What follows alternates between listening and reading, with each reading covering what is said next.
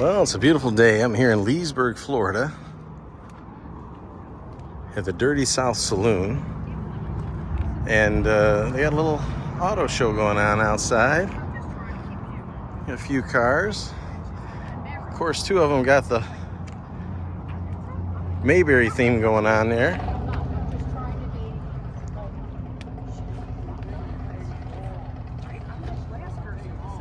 This one looks like the one that I would more remember from the show. I think that tail and that whip antenna on the side like that.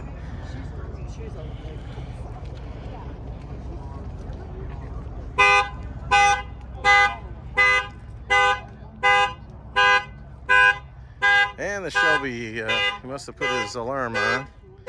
Probably didn't think anybody would be within 20 feet of his car, so amateur move. This gentleman's got himself a nice outdoor rig.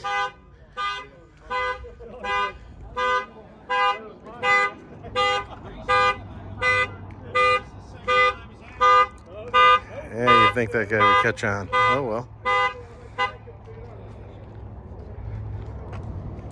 But this is a nice rig here.